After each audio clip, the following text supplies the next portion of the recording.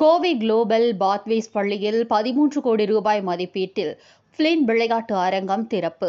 கோவை செட்டிப்பாளையம் பகுதியில் இயங்கும் global pathways பள்ளியின் பிளின் அறக்கட்டளை சார்பில் 13 கோடி ரூபாய் நிதியில் 2 ஏக்கர் நிலத்தில் 28,000 சதுரடியில் கட்டப்பட்ட நவீன பிளின் விளையாட்டு அரங்கம் திங்களன்று திறக்கப்பட்டது.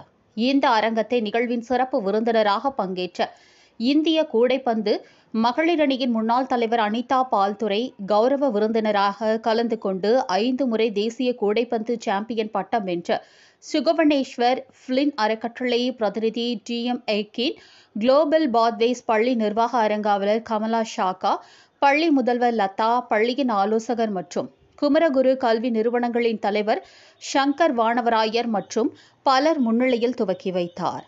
இந்த நவீன விளையாட்டு அரங்கத்தில் உலகத்தரம் கொண்ட கூடைப்பந்து உள் அரங்கம், ஓடுதளம், ஜிம்னாசியம், டேபிள் டென்னிஸ் விளையாட்டு அமைப்பு, சதுரங்கம் விளையாட்டு பகுதி, உடைமாற்றும் அறை, சிற்றுண்டி வளாகம், முதலுதவி அறை ஆகியவைகள் உள்ளன.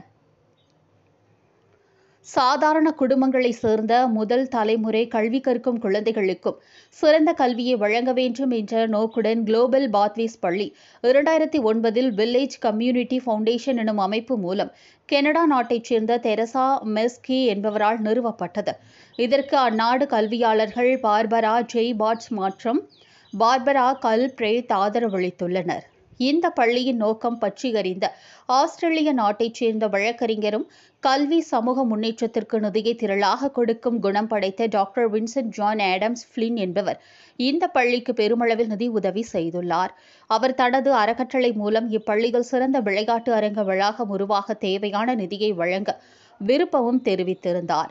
அவர் மறைந்த பின்னரும் அவரின் அறக்கட்டளை 13 கோடி ரூபாய் நிதியை இப்பள்ளிக்கு அவர் விருப்பம் போல வழங்கினார். எனவே இந்த வளாகத்திற்கு அவரின் நினைவாக பிளின் விளையாட்டு அரங்கம் என்று பெயர் சூட்டப்பட்டுள்ளது.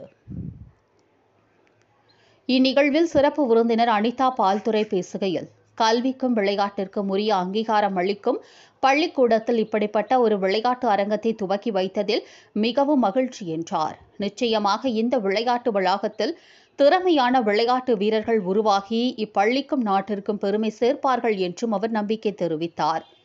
தனது வாழ்க்கையை பற்றி பள்ளியின் மாணவ மாணவிகளிடம் பகிர்ந்து கொண்ட போது, அவர் 8 ஆண்டுகளாக இந்திய மகளிர் கூடைப்பந்து அணியின் கேப்டனாக தான் இருந்ததையும், அந்த இடத்தை அடைய வாழ்க்கையில் நிறைய சவால்களை கடந்துதான் அந்த அங்கீகாரத்தை பெற்றதாகவும் கூறினார். இதற்கு தனது தந்தை வழங்கிய சுதந்திரத்தையும் நம்பிக்கையையும் முக்கிய காரணங்களாக அவர் குறிப்பிட்டார்.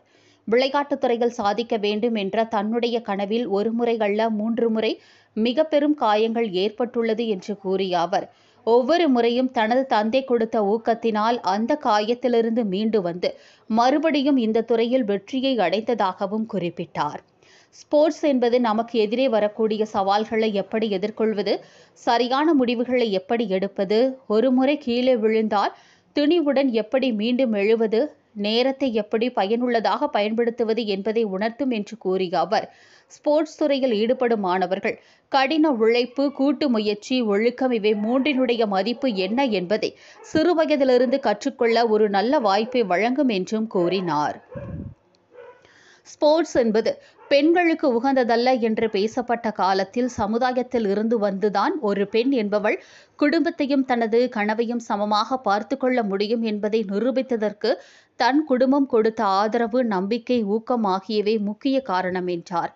அவரைத் தொடர்ந்து கௌரவ விருந்தினர் சுகவனேஸ்வர் பேசுகையில், கூடைப்பந்து போன்ற விளையாட்டுகளில் கூடைக்குள் லாவகமாக பந்தை போடுவதை பற்றி மட்டும் கற்றுக்கொண்டு பிறவற்றை ஒதுக்கித் தள்ள முடியாது, அனைத்தையும் முழுமையாக கற்றுக்கொள்ள வேண்டும் எனவும், அதைப்போலத்தான் கல்வியும், கல்வியில் அனைத்தையும் முழுமையாகவும் அது என்னவென்றும் புரிந்து கற்றுக்கொள்ள வேண்டும்.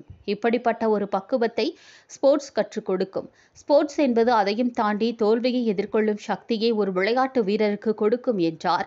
இந்த பள்ளியில் விளையாட்டு பயிற்சி அளித்த ஒரு மாணவர், ஒரு மாணவி வருங்காலத்தில் இந்தியாவிற்காக ஒலிம்பிக் அளவிற்கு செல்ல வேண்டும் என்று விரும்புவதாக கூறினார். இந்நிகழ்விற்கு பின்னர் புதிதாக கட்டப்பட்ட பிரம்மாண்ட விளையாட்டு அரங்கம் திறந்து வைக்கப்பட்டது. மாணவர்கள் பெரும் திரளாக இந்நிகழ்ச்சியில் கலந்து கொண்டு வளாகத்தை கண்டு ரசித்தனர்.